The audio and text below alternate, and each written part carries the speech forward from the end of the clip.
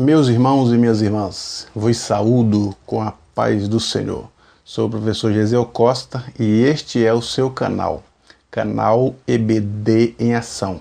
Canal feito especialmente para você, para abençoar a sua vida com subsídios históricos, subsídios culturais, subsídios teológicos, a fim de que o professor e a professora da classe de jovem, essa lição é destinada aos nossos jovens, para que eles, os professores e as professoras, possam ter uma lição mais clara, ter um subsídio a mais, ter uma lição mais interessante, torná-la, sua aula mais interessante, para que os nossos alunos possam cada dia mais interessar-se pelos assuntos bíblicos relativos às lições que diz sobre os milagres de Jesus.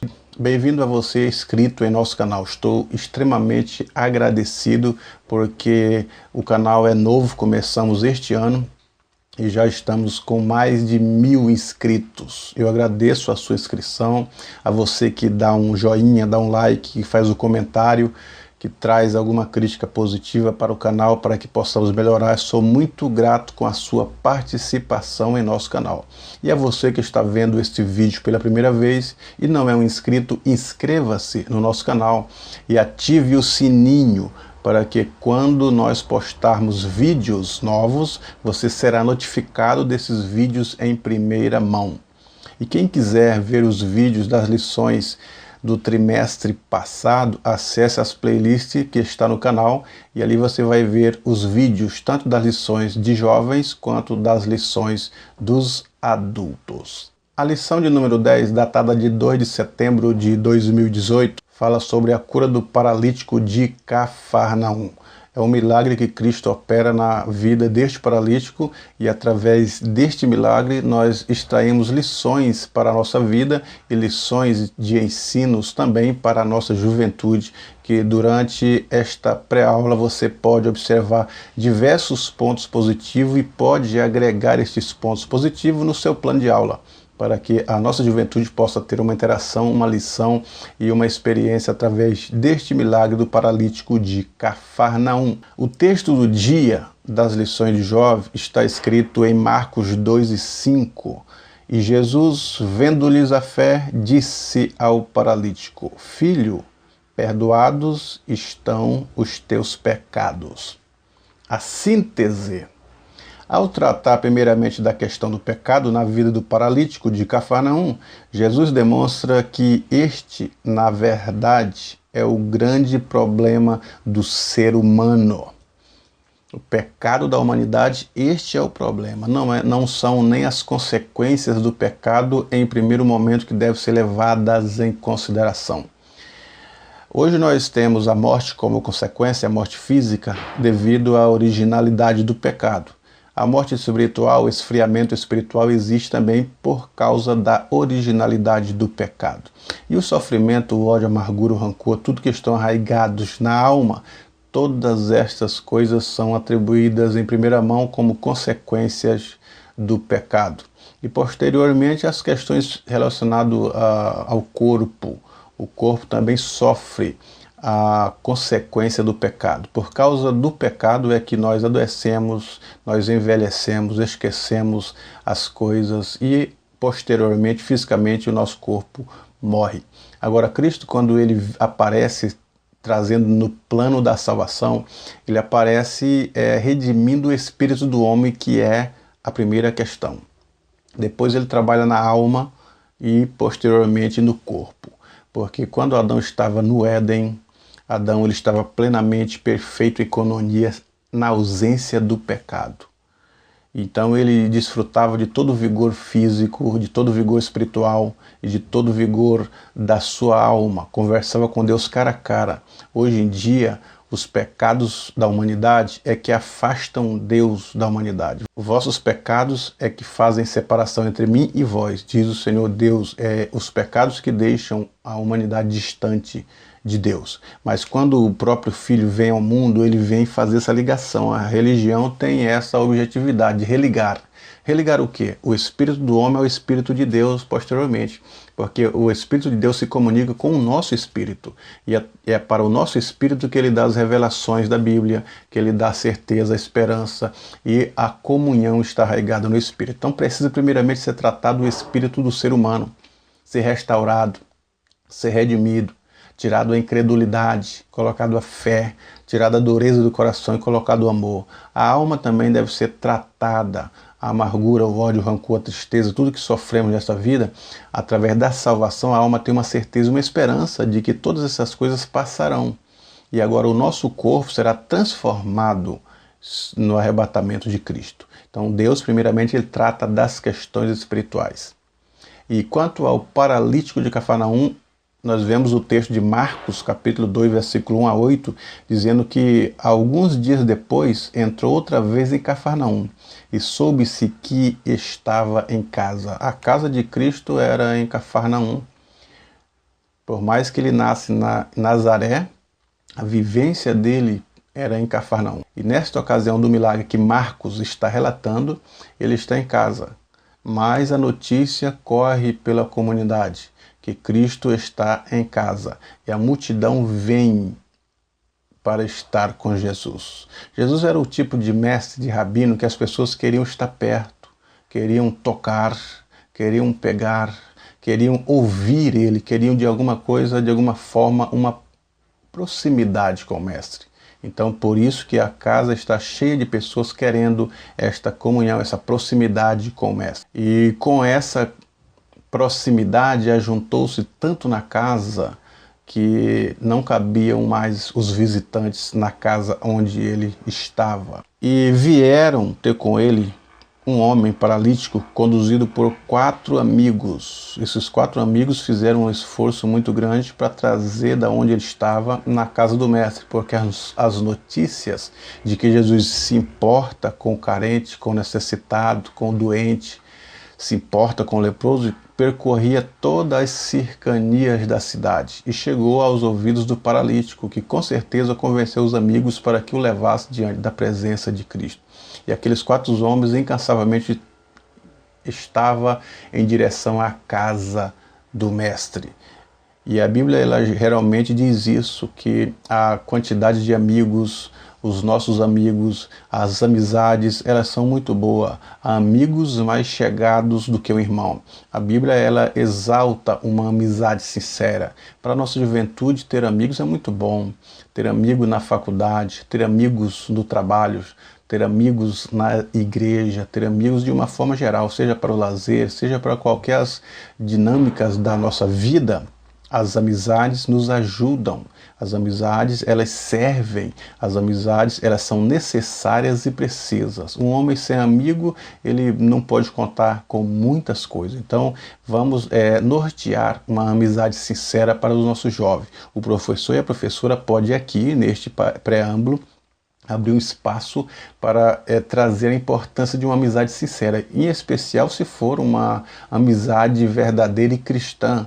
Observe, o professor e a professora pode trazer como exemplo a amizade de Jonatas e Davi, a amizade de Jesus e os 3 discípulos, os 12 discípulos, e fazer um paralelo com as amizades atuais da sociedade e também com a nossa necessidade de ter amigos na faculdade para conversar, para dialogar, para tirar dúvidas, ter amigos na igreja, ter amigos em todos os âmbitos da nossa vida.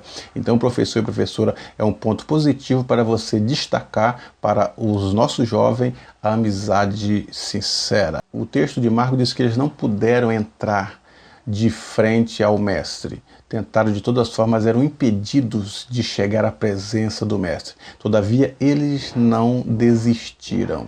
Nós vemos diversos outros exemplos na Bíblia de pessoas que não desistiram da sua bênção, não desistiram do seu milagre, não desistiram no primeiro empecilho.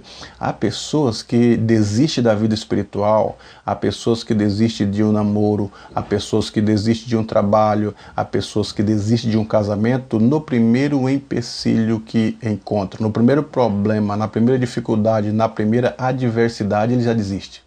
Mas este homem, o paralítico, com seus amigos, Ele é um exemplo claro da persistência, ele é um exemplo claro de persistir em busca de algo. É como, eu me lembro agora de Daniel capítulo 1, versículo 8, que Daniel assentou no seu coração não se contaminar com os manjares do rei, nem com o vinho que ele bebia. Ele estava determinado, tinha uma objetividade, tinha decretado no seu coração: eu não vou fazer isso. Então ele persiste por não fazer isso, e a bênção é maior. Então a persistência, ela é algo extraordinário. Você persistir por algo que você tem certeza que dará certo, é louvável uma atitude como esta. E aqueles homens, conjuntamente com seus amigos, por isso que eram considerados amigos, eles não desistiram, mas deram a volta, subiram no telhado da casa para introduzir, a partir de lá, o paralítico. Lógico que as casas não tinham a arquitetura que as nossas da modernidade. Por isso que eu dou destaque sempre no meu canal falando sobre subsídios culturais, subsídios históricos. Então são esses subsídios que nos dizem como que eram as casas. Geralmente elas eram batidas lá em cima de madeira com algum barro bem batido para causar o ambiente lá de cima. Ali eles colocavam água, caixa de água, deixavam os alimentos secando, como a cevada, como outras coisas que eles faziam exatamente no telhado, que era o terraço. Então aqueles homens subiram ali e ainda tinham que cavar uma espécie de uma laje. Todavia não era como a arquitetura de hoje, a laje de concreto, né? Mas cortar o barro, quebrar o barro, tirar algumas madeiras para introduzir no orifício, no buraco, aquele paralítico que estava na sua cama diante da presença de Jesus. Por isso Jesus destaca a fé deste homem que estão buscando por um milagre.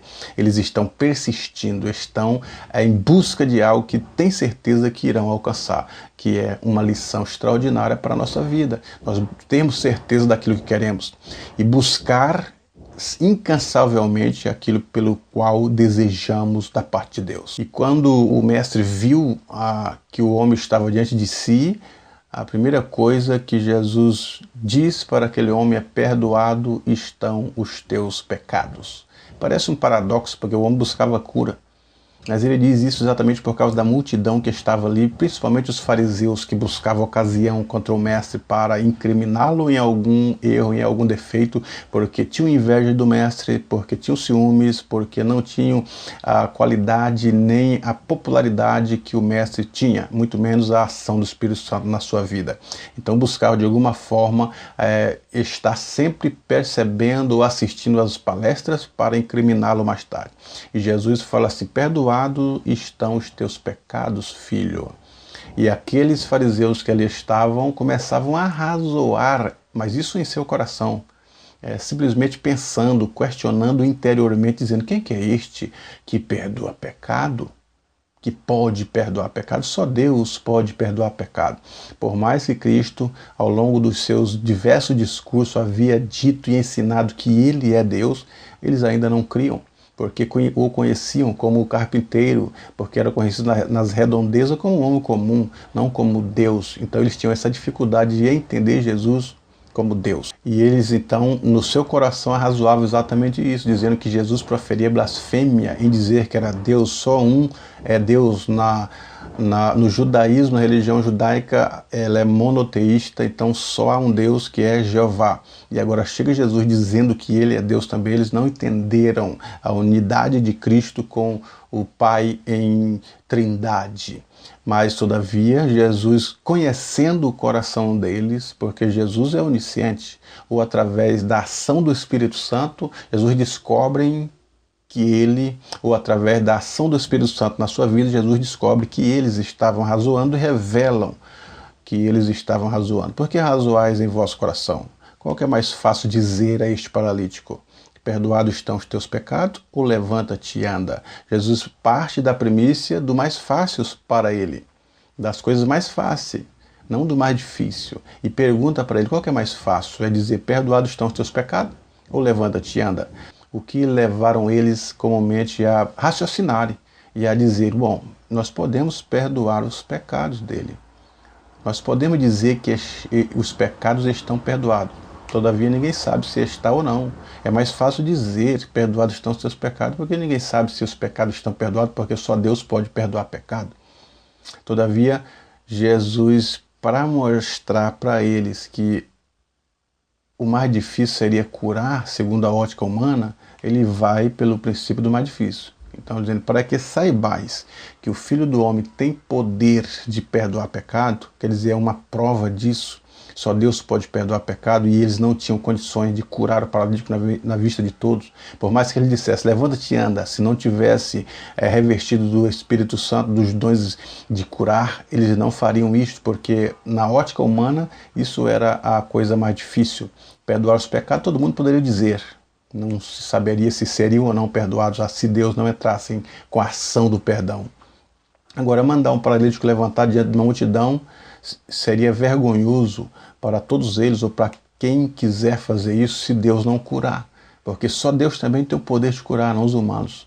Então, tanto uma quanto outras coisas depende de Deus. Todavia, uma ela é visível, as pessoas iriam ver que eles estavam mandando o paralítico levantar e não estava havendo efeito nenhum. Agora, perdoar os pecados ninguém saberia, porque Jesus perdoa na alma e no espírito. Então Jesus diz, para que saibais que o Filho do Homem tem este poder de perdoar pecado, ele virou para o paralítico e disse, levanta-te e anda. Ele fez o mais difícil. Ele fez aquilo que seria impossível para os fariseus, para os escribas que ali estavam, que não entendiam que Cristo é Deus. Ele fez o mais difícil. Então, com essa ação do mais difícil, que se torna um milagre, o milagre é aquilo que é impossível para o homem. Impossível para o homem fazer, só Deus pode fazer. Então ele faz o milagre, faz o impossível, para mostrar que ele é Deus, que ele tem poder de perdoar os pecados. E ele diz para o paralítico, levanta-te e anda. E o paralítico levantou, curado, e lógico, com os pecados perdoados, porque ele estava diante de quem? Estava diante de Cristo, estava diante do Messias, estava diante de Jesus, estava diante daquele que tem todo o poder. E Jesus, ele se importa com o pecador e com as consequências do pecado na sua vida. Então é uma lição extremamente interessante e importante, a lição da cura do paralítico, e aonde nós tiramos proveitos dela através das experiências, através daquilo que Cristo demonstra, através da demonstração que ele dá de ser Deus. Ele é Deus. Ele é o Senhor Deus Todo-Poderoso. O Verbo se fez carne e habitou entre nós. E esta ação do Verbo estar entre a humanidade já é uma ação que mostra que ele se importa com a minha, com a tua vida.